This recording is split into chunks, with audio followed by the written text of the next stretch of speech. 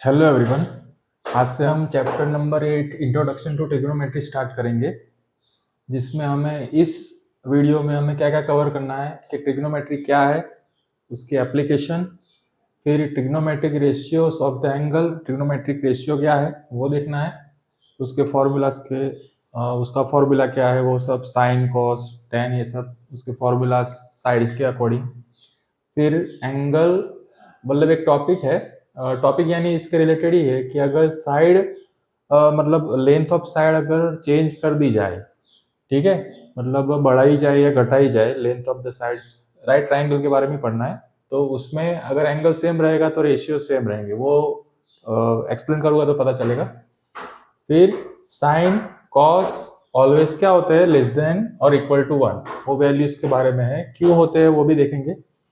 फिर ये नोटेशन है कि इसको ऐसे भी लिख सकते हैं, जनरली कन्वेंशनली हम यही लिखेंगे, ऐसा मतलब नहीं लिखेंगे, थोड़ा मतलब कॉम्प्लिकेटेड हो जाता है, इसलिए वो ब्रैकेट करके स्क्वायर करने, इसलिए हम सिंपल वे में कन्वीनियंट रहे कैसे लिख सकते हैं वो है, ये कन्वीनियंस हमें रहे इसलिए। और साइन और ए प्रोडक्ट नहीं है, साइन ए का, साइन ए यानी साइन और ए का प्रोडक्ट नहीं है, वो भी देख लेंगे। तो ये सारे टॉपिक कवर करने हैं, इंट्रोडक्टरी पार्ट है, और 8.1 एक्सरसाइज तक ही ये इंट्रोडक्टरी पार्ट है, फिर दूसरा आगे का भी है, वो हम 8.1 एक्सरसाइज खत्म होने के बाद करेंगे, ठीक है। तो सबसे पहले ट्रिग्नोमेट्री क्या है, ट्रिग्नोमेट्री यानी रिलेशनशिप है किसमें, ट्रायंगल की साइड और एंगल के बीच की, ठीक है। तो ट्रिग्नोमेट्री यानी रिलेशनशिप किसके बीच की है, ट्रायंगल में साइड और एंगल्स के बीच की, वो भी कौन सा ट्रायंगल, राइट ट्रायंगल, ठीक है। इस चैप्टर में हम राइट ट्रायंगल के मतलब रिस्ट्रिक्शन है कि राइट ट्रायंगल का ही हमें पढ़ना है, ठीक है। बाकी जनरली रिलेशन ट्रिग्नोमेट्री क्या है, ट्रायंगल के साइड्स और एंगल के बीच की रिलेशनशिप, तो वो है ट्रिग्नोमेट्री। ट्रिग्नोमेट्री यानी ग्रीक वर्ड है, ट्राई मीन्स, ट्राई का मतलब होता है थ्री साइड्स, थ्री खाली, gon means sides, and metron means होता है मेजर, मतलब ऐसे करके ट्रिग्नोमेट्री का ग्रीक वर्ड से ट्रिग्नोमेट्री वर्ड आया है, ठीक है। एप्लीकेशन क्या है, जनरली राइट ट्रायंगल के बारे में हमें पढ़ना है, एप्लीकेशन क्या होगी,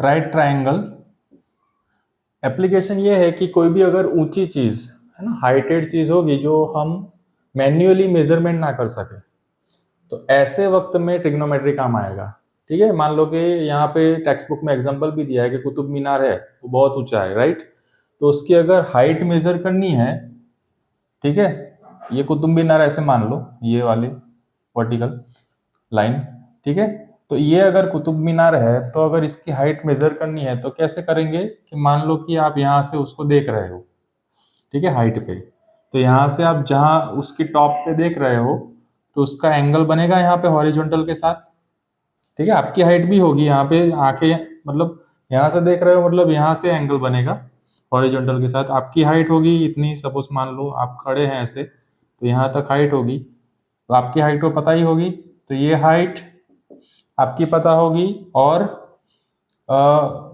ये जो यहाँ से हॉरिजॉन्टल डिस्टेंस हमें पता होगा, उसके बॉटम से यहाँ तक आपका जो खड़ा है वो तो हम डिस्टेंस हॉरिजॉन्टली तो मेजर कर ही सकते हैं जमीन पर, तो ये जो डिस्टेंस हमें पता होगा, ठीक है, और ये एंगल हमें मिल जाएगा यहाँ से टॉप के जो आपकी जहाँ से देख रहे हैं यहाँ से हॉरिजॉन्टली आपको ये एंगल मिल जाएगा, तो ये एंगल और ये डिस्टेंस की वजह से हम ट्रिग्नोमेट्री ट्रिग्नोमेट्री का यूज करके ये हाइट फाइंड कर सकते हैं, यहाँ तक की ये ट्राइंगल एज्यूम कर लेंगे तो, ठीक है। कैसे वो हम चैप्टर में देखेंगे कैसे कैलकुलेशन करते हैं, ठीक है। तो ये हाइट मेजर कर सकते हैं और आपकी हाइट पता होगी, वो ऐड कर देंगे तो टोटल हाइट मिल जाएगी। तो जैसे कोई भी ऊंची चीज, मतलब अर्लियर एस्ट्रोनॉमर्स भी यूज करते थे स्टार्स और प्लैनेट्स का डिस्टेंस अर्थ से मेजर करने के लिए, ठीक है। जनरली सबसे पहले बेबीलोन और दूसरा कौन सा था, इजिप्ट, इजिप्ट में ये यूज सबसे पहले ये हुई थी, ट्रिग्नोमेट्री का यूज किया था, ऐसा टेक्स्ट बुक में दिया गया है। तो अर्लियर एस्ट्रोनॉमर्स प्लैनेट्स और स्टार्स का डिस्टेंस अर्थ से मेजर करने के लिए भी यूज करते थे।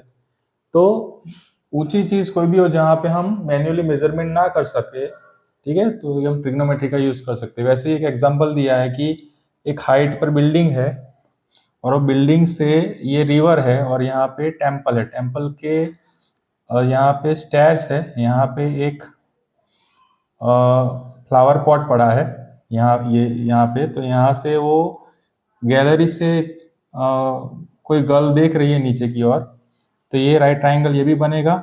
तो ये हाइट हमें पता होगी, ठीक है, ये रिवर की विड्थ होगी। रिवर की विड्थ भी हम मैन्युअली नहीं मेजर कर सकते, तो यहाँ पे ये हाइट बिल्डिंग की तो पता ही होगी, ठीक है। तो ये बिल्डिंग की हाइट पता होगी और ये एंगल पता होगा, तो उसके हिसाब से हम ये डिस्टेंस यानी ये रिवर की विड्थ मेजर कर सकते हैं। कोई भी चीज मतलब जो ट्रिग्नोमेट्री के हिसाब से, ट्रायंगल के हिसाब से ऐसे करके आप हॉरिजॉन्टल डिस्टेंस या वर्टिकल डिस्टेंस हम मेजर कर सकते हैं, जो हम मैन्युअली मेजर ना कर पाए। तो आज भी ये इंजीनियरिंग और फिजिकल साइंस में आज भी एडवांस टेक्नोलॉजिकल मेथड्स जो है उसमें भी ट्रिग्नोमेट्री का कॉन्सेप्ट यूज किया जाता है। तो ये है एप्लीकेशन, ठीक है। अब trigonometric ratios of the angle. अब ट्रिग्नोमेट्रिक रेशियोस डिफाइन कैसे करते हैं? 6 ट्रिग्नोमेट्रिक रेशियोस है और हमारा जो चैप्टर है वो खाली राइट ट्रायंगल के लिए ही रिस्ट्रिक्शन है कि राइट ट्रायंगल के लिए देखना है, उसमें भी किसके लिए? एक्यूट एंगल्स के लिए, ठीक है। तो ट्रिग्नोमेट्रिक रेशियोस में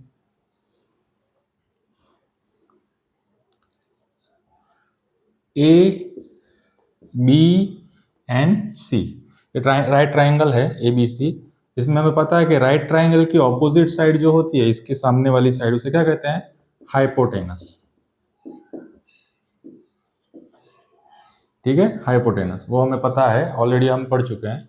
तो राइट एंगल के ऑपोजिट साइड को क्या कहते हैं? हाइपोटेनस। और ये हाइपोटेनस क्या है यहाँ पे? ए सी, इसके ऑपोजिट, ठीक है। ऑलवेज राइट एंगल के ऑपोजिट होती है साइड हाइपोटेनस।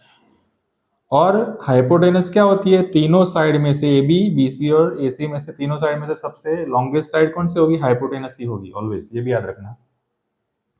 अब एक्यूट एंगल यानी कौन से? ये दो एक्यूट एंगल है, ए और सी। एक्यूट एंगल है लेस देन 90, ठीक है। तो ये दोनों एक्यूट एंगल है, लेस देन 90 होंगे, ठीक है। तो एक्यूट एंगल के रिगार्डिंग ही हम इस चैप्टर में पढ़ेंगे राइट ट्रायंगल के लिए, और राइट ट्रायंगल ही होगा और कोई ट्रायंगल नहीं होगा, ठीक है। बाकी एक्यूट एंगल के अलावा भी एंगल्स है जो ऑब्ट्यूस एंगल है, वो उसके लिए भी ट्रिग्नोमेट्री अप्लाई कर सकते हैं, लेकिन वो हायर क्लासेस में आएगा, इसमें नहीं है, ठीक है। तो हमें खाली एक्यूट एंगल के लिए देखना है। अब एक्यूट एंगल यानी कोई भी ये एंगल या ये एंगल के अकॉर्डिंग देखना है। अगर ट्रिग्नोमेट्रिक रेशियोस अगर हम ए के लिए डिफाइन कर रहे हैं, ट्रिग्नोमेट्रिक रेशियोस कौन से पहले तो एक तो है साइन ऑफ एंगल ए, दूसरा है कोसाइन ऑफ एंगल ए, फिर टेंजेंट ऑफ एंगल ए, चौथा कौन सा है? साइन यानी कॉसेक ऑफ एंगल, कोसिकेंट पूरा नाम लिखते हैं पहले, फिर शॉर्ट फॉर्म देखते हैं। तो साइन ये फुल नेम लिखा है यहाँ पे, कोसाइन, फिर tangent of angle A, short form के अकॉर्डिंग भी क्वेश्चन आते हैं इसलिए टेंजेंट ऑफ एंगल ए, फिर कोसिकेंट पहले लिख देते हैं, कोसेकंट ऑफ एंगल ए, फिर आता है सेकंड ऑफ एंगल ए। आप सी के अकॉर्डिंग भी ले सकते हो, उसके अकॉर्डिंग क्या चेंज होगा वो भी बताता हूं। Cosecant of angle A, secant of angle A, और फिर आएगा कोटेंजेंट ऑफ एंगल ए,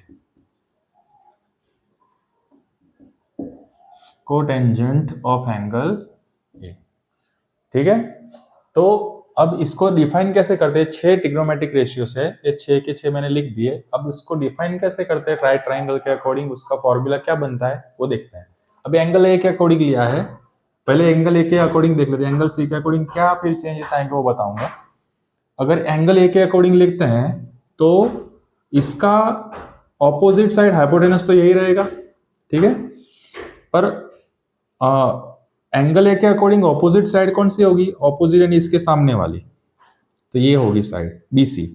तो ये क्या होगी? Opposite side of angle A, opposite side of angle ए। इसकी एडजेसेंट साइड कौन सी होगी? ये नहीं होगी, हाँ ये इसके साथ ही है लेकिन ये हाइपोटेनस ही रहेगा, है ना, ये हाइपोटेनस है ही, ठीक है।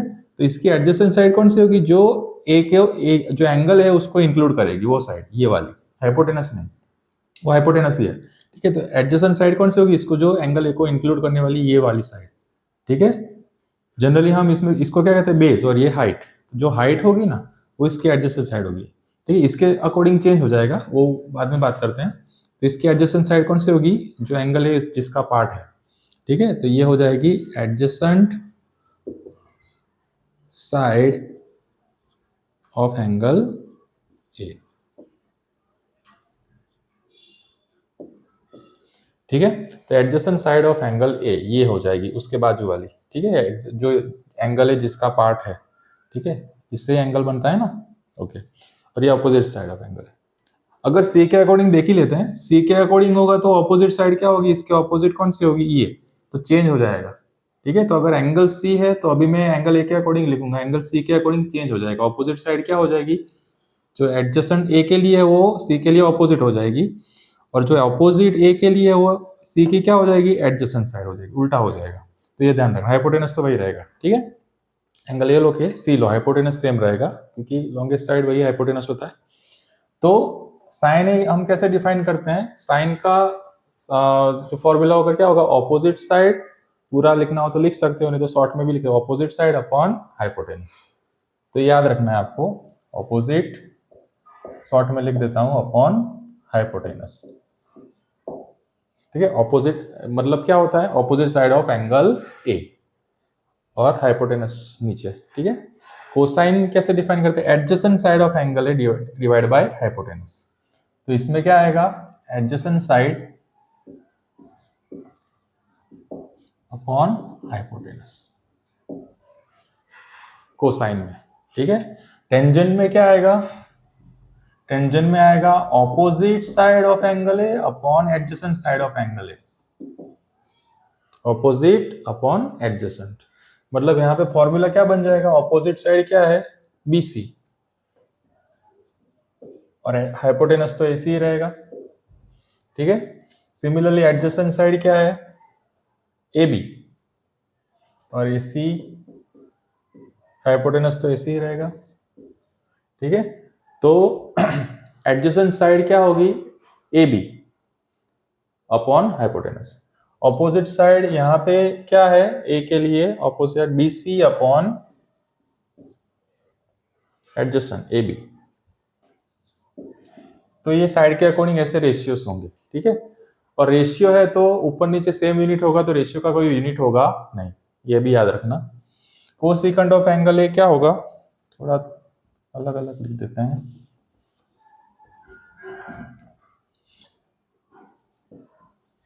Cosecant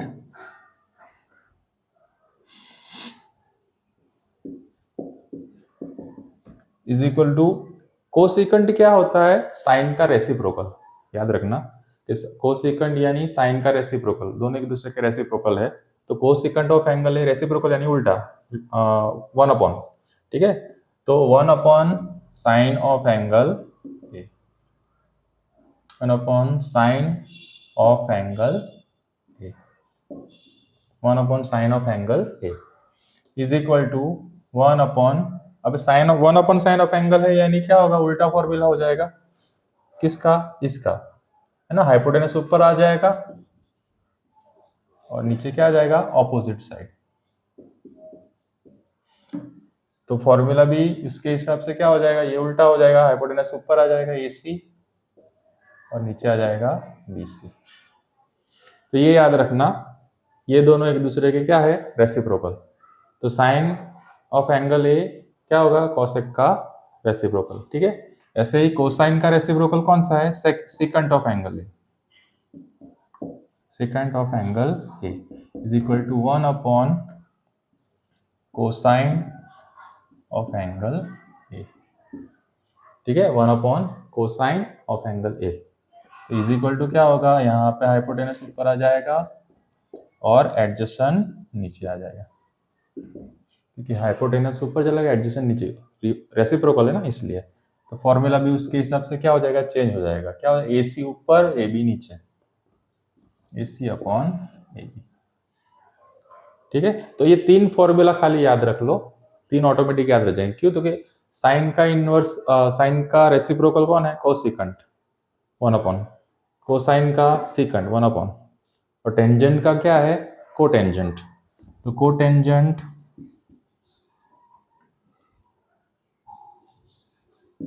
of angle A is equal to क्या होगा, 1 upon tangent of angle A, 1 upon tangent of angle A. दिखेगा कि नहीं दिखेगा पता नहीं, ऊपर लिख देते हैं, cotangent of angle A is equal to 1 upon tangent of angle A is equal to, तो टेंजेंट का रेसिप्रोकल हो जाएगा तो एडजेसेंट अपन ऑपोजिट हो जाएगा, ऑन एडजेसेंट अपॉन ऑपोजिट। ठीक है, उल्टा रेसिप्रोकल, तो एडजेसेंट ऊपर आ जाएगा, ऑपोजिट नीचे, यानी A B upon B C हो जाएगा। एडजेसेंट ए बी ऊपर आ जाएगा जो नीचे है, और ऑपोजिट नीचे यानी बी सी हो जाएगा। तो कोटेंजेंट में क्या होगा, कोटेंजेंट में होगा एडजेसेंट अपन ऑपोजिट। ठीक है, टेंजेंट में ऑपोजिट अपन एडजेसेंट, तो इसमें एडजेसेंट अपन ऑपोजिट, तो फॉर्मूला भी चेंज हो जाएगा, ए बी ऊपर बी सी नीचे। तो ये है ट्रिग्नोमेट्रिक रेशियोज को साइड के अकॉर्डिंग कैसे करना। अगर सी आ जाएगा तो इसके हिसाब से ऑपोजिट एंड एडजेसेंट चेंज हो जाएगी। कैसे, कि सी का ऑपोजिट साइड क्या हो जाएगा, ए बी, तो यहाँ पे opposite side of angle C हो जाएगा, ये कौन सी, ए बी।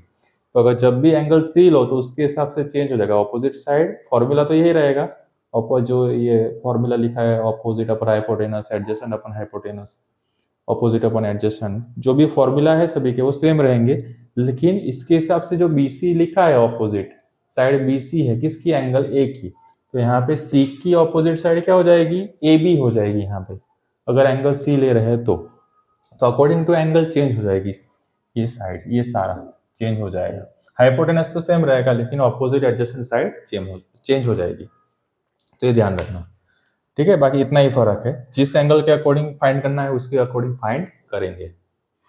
अब इसके शॉर्ट फॉर्म याद रखना, इसके हिसाब से क्वेश्चन आता है कि जनरली कोसाइन और कोसेकंट में ज्यादा कंफ्यूजन होगा, मतलब कंफ्यूज हो सकते हो, ऐसे होने वाली बात नहीं है। कोसाइन किसका शॉर्ट फॉर्म है, कॉस। अब हम सबका शॉर्ट फॉर्म लिखेंगे, इतना बड़ा बड़ा नहीं लिखेंगे, साइन कोसाइन टेंजेंट को, इसका शॉर्ट फॉर्म क्या है, इसमें खाली ई निकल जाता है, साइन, साइन ए, मतलब क्या होगा, साइन ऑफ एंगल ए, इसका मतलब।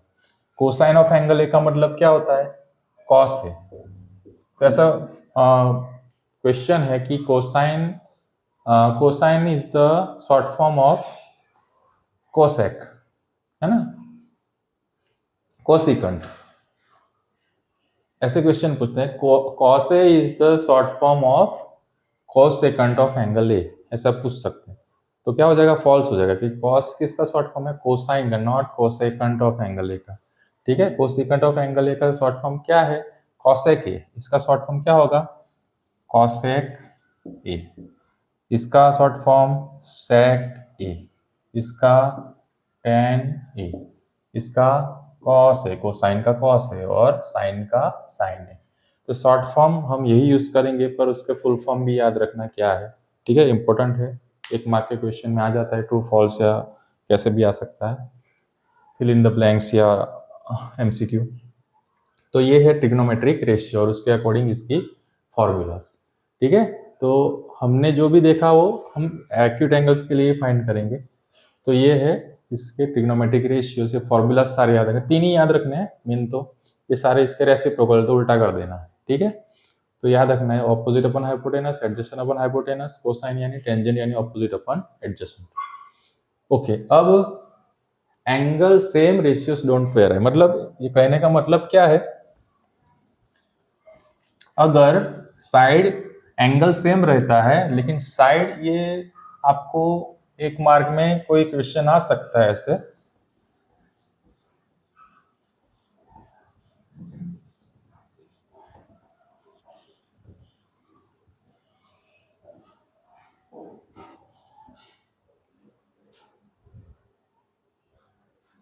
जैसे मान लो कि एंगल सेम, मतलब कहने का मतलब क्या है, अगर मान लो ये जो एंगल है, कोई भी एंगल ले सकते हो, अगर ये एंगल है, ठीक है, अगर ये एंगल सेम का सेम रहेगा, जो उसकी वैल्यू चेंज नहीं करेंगे, जो भी एंगल है 30 40 60 जो भी है, ठीक है, हम स्पेसिफिक एंगल्स के लिए ही पढ़ेंगे इस चैप्टर में, लेकिन जस्ट एग्जांपल दे रहा हूँ कि 30 45 60 जो भी एंगल है वो हम सेम रखेंगे, उसको चेंज नहीं करेंगे। तो इसकी साइड, अगर ये साइड हम चेंज करते हैं, ज्यादा करते हैं या कम करते हैं, मतलब ऐसे कर देंगे या तो ऐसे कर देंगे, तो अगर ये ट्रायंगल, इसकी जगह पे हम ये ट्रायंगल इसकी जो लेंथ है वो कम कर दी या इसकी लेंथ ज्यादा कर दी, पर ये एंगल सेम रखा, तो जो हमने सभी सारे ट्रिग्नोमेट्रिक रेशियो देखे साइड के अकॉर्डिंग, वो उसकी वैल्यू चेंज होगी नहीं, अगर एंगल सेम है तो ये याद रखना, ठीक है। इसके लिए भी कर सकते हैं ऐसे कि मान लो कि ये ट्रायंगल है, ये वाला, ठीक है, तो ये ट्रायंगल में ये एंगल सेम रखा लेकिन इसकी साइड ज्यादा या छोटी कर दी, मान लो कि ये ट्रायंगल कर दिया, इसको ऐसे कर दिया, तो ये साइड बढ़ी या घटी उससे कोई फर्क नहीं पड़ेगा अगर एंगल सेम है तो। ट्रिग्नोमेट्रिक रेशियोज की वैल्यू क्या रहेगी, सेम, ये एंगल अगर सेम है तो, ये हो तो ऐसे, तो ये भी याद रखना है। और साइन ए कॉस ए की वैल्यू ऑलवेज क्या होगी, लेस देन और equal to one. Equal to one कब होगी, वो हम बाद में देखेंगे वो वैल्यूज के बारे में, लेकिन लेस देन क्यों होगी या वन क्यों होगी, ठीक है, वन पर्टिकुलर केस में होगी, एक्यूट एंगल्स में नहीं होगी, 90 डिग्री एंगल पे होगी पर्टिकुलर केस में, बट जनरली क्या होगी, ऑलवेज लेस देन और इक्वल टू वन। वन कब होगी, जब 90 होगा तब। एक्यूट एंगल्स के केस में क्या होगी, ऑलवेज लेस देन वन। तो क्यों होगी, क्योंकि फॉर्मूला में क्या, डिनोमिनेटर में हाइपोटेनस आ रहा है, ऑपोजिट अपॉन हाइपोटेनस। तो हाइपोटेनस क्या है, longest side of the triangle, right triangle. तो अगर नीचे लॉन्गेस्ट साइड है तो ये वैल्यू ऑलवेज क्या होगी, छोटी होगी, तो डिनोमिनेटर बड़ा है यानी क्या आएगी, ऑलवेज लेस देन वन आएगी, सिंपल। डिनोमिनेटर बड़ा है न्यूमरेटर से तो क्या होगा, वैल्यू लेस देन ही आएगी। तो इसकी वजह से कॉसे में भी सेम है, उसमें एडजेसेंट आता है, नीचे तो हाइपोटेनस ही आएगा, तो ये साइड बड़ी है यानी न्यूमरेटर से डिनोमिनेटर बड़ा है यानी वो भी क्या होगी, लेस देन वन, ठीक है। तो ऑलवेज लेस देन वन आएगी इसमें। साइन ए और कॉस ए की वैल्यू क्या होगी, always less than one. Particular case में वन आ सकती है, एक्यूट एंगल के केस की बात है, लेस देन वन किसमें, एक्यूट एंगल्स में, ठीक है। पर्टिकुलर केस इसमें क्या है, कॉस में जीरो, उसमें वन आएगी, इसमें 90, लेकिन एक्यूट केस में लेस देन वन ही आएगी, एक्यूट एंगल्स जीरो और 90 के बीच में, ठीक है। तो ये एक पॉइंट याद रखना है। और अगर स्क्वायर में वैल्यू है तो हम जनरली कॉस स्क्वायर ए ऐसे लिखेंगे, ऐसे नहीं लिखेंगे कॉस ए फिर होल ब्रैकेट किया और इसका स्क्वायर किया, क्यों, क्योंकि ये थोड़ा कॉम्प्लिकेटेड हो जाता है, ब्रैकेट करना फिर स्क्वायर करना, इसलिए हम शॉर्ट में क्या लिखेंगे, cos square A, for the convenience, आसानी से लिख सके इसलिए, ठीक है, इतना ब्रैकेट और सब ना करना पड़े। कोई भी ट्रिग्नोमेट्रिक रेशियोज, टेन स्क्वायर ए शॉर्ट में लिखेंगे, पूरा नहीं नाम लिखेंगे, टेंजेंट ऐसा नहीं लिखेंगे, कॉस स्क्वायर ए, टेन स्क्वायर ए, सेक स्क्वायर ए, ठीक है, कोई भी ट्रिग्नोमेट्रिक रेशियो ऐसे लिख सकते हैं। तो ऐसे नहीं लिखेंगे, ऐसे ही लिखेंगे, पर दोनों का मतलब क्या है, सेम ही है। अब साइन और ए, ये 1 मार्क क्वेश्चंस में आता है कि साइन ए यानी क्या होता है, इसका मतलब क्या, अभी देखा हमने, साइन ऑफ एंगल ए, ठीक है, साइन और ए का ये प्रोडक्ट नहीं है, ठीक है, ये नहीं है, साइन ए का मतलब साइन और ए का प्रोडक्ट नहीं है, प्रोडक्ट यानी मल्टीप्लीकेशन, साइन इनटू ए ऐसा नहीं है, ठीक है, ऐसे क्वेश्चन आते हैं कि साइन ए यानी साइन और ए का प्रोडक्ट है, प्रोडक्ट यानी मल्टीप्लीकेशन है दोनों का, नहीं मल्टीप्लीकेशन नहीं है, क्या है इसका मतलब, क्या होता है, शॉर्ट में लिखते हैं, मतलब क्या होता है, साइन ऑफ एंगल ए, इसका मतलब ये होता है, और साइन और ए का प्रोडक्ट नहीं है, ठीक है, इंडिविजुअली इन दोनों का मतलब नहीं है, साइन अकेला लिखे तो इसका कोई मीनिंग नहीं है, ठीक है, ए अकेला लिखे तो इसका, साइन और ए इंडिविजुअली लिखे तो इसका कोई मीनिंग नहीं है, ठीक है, और ये दोनों साइन और ए का प्रोडक्ट नहीं है, क्या है इसका मतलब, साइन ऑफ एंगल ए, दोनों साथ में हो तभी कभी मीनिंग निकलता है, साइन ऑफ एंगल है, प्रोडक्ट नहीं है, सिंपल। सभी ट्रिग्नोमेट्रिक रेशियो हैं, साइन का एग्जांपल दिया है, कॉस टैन सभी के लिए लागू पड़ता है, ठीक है। तो बस ये हमारा जो 8.1 एक्सरसाइज है उसके रिगार्डिंग सारा जो हमें सीखना था वो मैंने डिस्कस कर लिया है। अब एक्सरसाइज 8.1 स्टार्ट करेंगे। तो होप सो ये आपको इंट्रोडक्टरी पार्ट अच्छे से समझ में आया हो और अब 8.1 एक्सरसाइज स्टार्ट करेंगे। तो थैंक्स फॉर वॉचिंग। कोई डाउट हो तो कमेंट सेक्शन में ज़रूर लिखना। Thanks for watching.